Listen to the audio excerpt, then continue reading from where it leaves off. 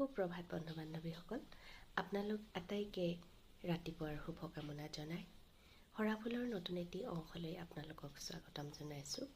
সৰাফুলৰ নতুন অংশটিৰ নাম হ'ল নতুন আৰু পুৰণি।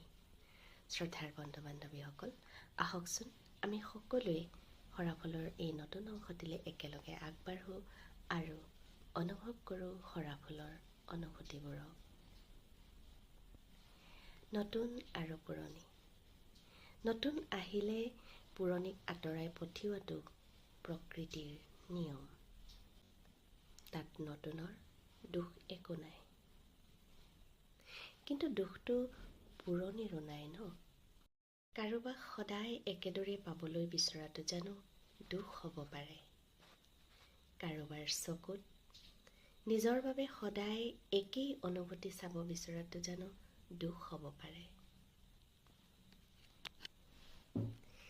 অকলশৰীয়া সময়বোৰত সদায় একেজনকেই কাষত বিচৰাটো জানো দুখ হ'ব পাৰে? উদাস ৰাতিবোৰত সদায় একে এষাৰ মাত শুনিব খোজাটো জানো দুখ হ'ব পাৰে?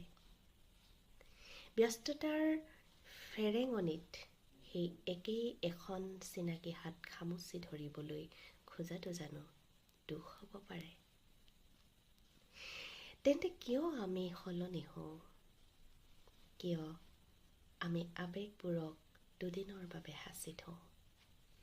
কিয় আমি হ'ব নোৱাৰোঁ চিৰদিনৰ বাবে আপোন? ভাল পোৱা জানো মাত্ৰ এনিশাৰ সপোন? ধন্যবাদ।